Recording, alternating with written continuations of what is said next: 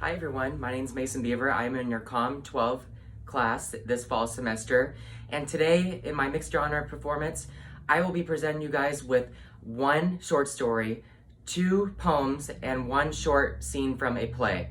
And the reason why I have chosen it this way is because my theme specifically I focus on is this year of 2020 specifically, and that's because I want you all to think about the sacrifices and the challenges that we face this year, which is an extraordinary historic year. And with that being said, I want you guys to think about the theme when I am showing you these pieces of literature, and I hope you enjoy it. So here we go with my short story. It is Lost in the Snow by Allison Edson. And here we go. Ollie peeped out of the barn door. Something cold and wet plopped on his nose. "What's all this white stuff, Mom?" he squeaked. "Can we eat it?" "It's snow, Ollie." His mom laughed. "It falls like rain in winter, and no, you shouldn't eat it." "Can we play in it then?" he asked. "Please, Mom," cried Sheba and Sam. "Of course you can," said Mom, "but don't go too far." Sam and Sheba skidded and slid across the icy farmyard. "Wait for me," yelped Ollie, racing after them. When the puppies reached the field, they stopped and stared. There was snow everywhere. "Let's play," cried Ollie. The puppies chased and dug and rolled under the flying snowflakes until suddenly a strange face loomed up in front of them, a face with a huge mouth, huge eyes, and a huge bark. Ruff! For a moment, the puppies froze with fear. "Run!" Sheba cried. The puppies rushed off through the flurrying snowflakes. Ollie's paws scrambled and skidded as he ran and ran, until at last the dog's barks and faded and everything was quiet and still. But where were Sheba and Sam? Where were the farmyard and barn? "Oh no," whimpered Ollie, "I'm lost." To who? Who are you?" hooted a voice high above him. Ollie looked up. Two big round eyes stared down. "I'm Ollie, and I've lost my family, and I don't know my way home," Ollie squeaked. "Perhaps you should follow your footprints," suggested the owl. "They'll lead you home again. But hurry, or they'll be covered in snow." "Thank you so much," said Ollie. "I'll do that." Tail wagging, he set off, but by the time he reached the middle of the field, the footprints were disappearing under fresh snow. Soon Ollie couldn't see them at all. He trudged on and on as the snow grew deeper. "I must keep going," he panted. "I must get back to my nice, warm home and supper." At last, Ollie reached the edge of the woods. Were these the woods by his farm? If they were, then he was almost home. The snow had stopped falling, and evening sunlight shone through the trees. Crunch, crunch, Ollie crept through the icy leaves, but then all at once, swoosh, Ollie slipped down an icy slope, tumbling over and over. Thump!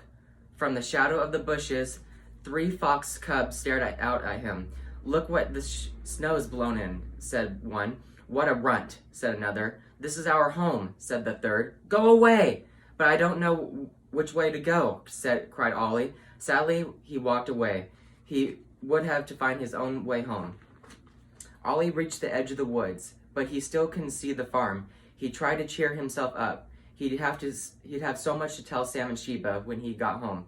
But the snow was falling again, thicker and faster. As he struggled on, Ollie began to think he would never see his family again. Cold, hungry, and very, very tired, Ollie crawled under a bush. A mouse scurried past his feet and disappeared into a small hole. "I wish I could find somewhere safe and warm to sleep too," Ollie sighed. But as he closed his eyes, he heard something. "Ollie, Ollie, where are you?" Ollie peeked out from the bush. It was Mom. "Mom? Sam, Sheba, I'm over here and across the frozen field." Ollie raced to meet him. "We've been looking for you for hours," cried Mom. "Where have you been?" "I've had an adventure," said Ollie, "but I'm so glad it's over now." "So am I," said Mom, gently licking his frozen ears.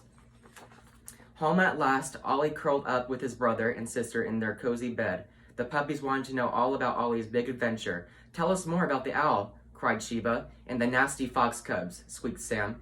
But warm and snug, his tummy full of dinner, Ollie fell fast asleep. His story would have to wait for another time. And then that's the end of the short story. All right, this is this is a short play by The Disappearance of Daniel Hand by Dan O'Brien. Girl, stuck. What? I said you stuck here for the night? You got any money? Yes, you do. Shannon said, I'm sorry, excuse me? Girl, you do. What? All right. How'd you do it? How'd you run away? I don't want to talk about it. I left with my boyfriend. Is he there? Girl said, in Seattle. Is that where you from? No, we're not together anymore. Do you ever want to go home? Never. Why not? That's not an option for me. Shannon said, if you're homeless, I can't. Girl said, how old am I? I don't know. No, I guess. I don't know. Come on, 22? And these last two plays that I have chosen for this performance are very significant to me because they talk about 2020 and how hard this was for us. So I hope you enjoy it. There was perfection in the death of ferns, which laid their fragile cheeks against the stone. A million years, great mammoths overthrown, composively have made their long sojourns, like palaces of patience in the gray and chainless lands of ice. And at Pompeii, the little dog curled and did not rise, but slept the deeper as the ashes rose, and found the people incomplete, and froze. The random hands, the loose, unready eyes of men expecting yet another sun, to do the shapely thing they had not done. These sudden ends of time must give us pause. We fray into the future, rarely wrought, save in the tapestries of afterthought. More time, badgers of applause. Come muffled from a buried radio. The New Year bells are wrangling with the snow. And finally, A Meeting Point by Louis Massenet. Time was away and somewhere else. There were 2 glasses and 2 chairs, and 2 people with the one pulse. Somebody stopped the moving stairs. Time was away and somewhere else. And there were neither up nor down. The stream's music did not stop, flowing through heather, limpid brown, although they sat in a coffee shop, and they were neither up nor down. The bell was silent in the air, holding its inverted poise between the clang and a clang of a flower, a brazen cults of no noise. The bell was silent in the air.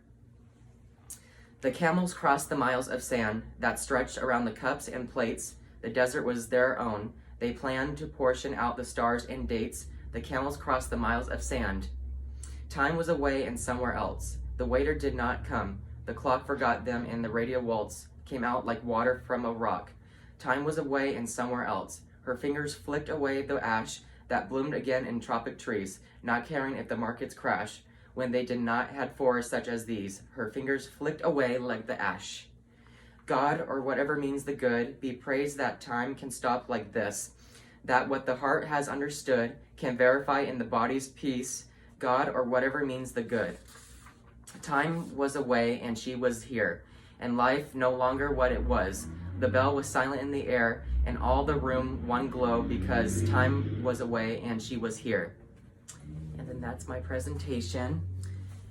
And guys, I just want to say it has been a pleasure being in your class this semester. And Miss Heasley, thank you so much.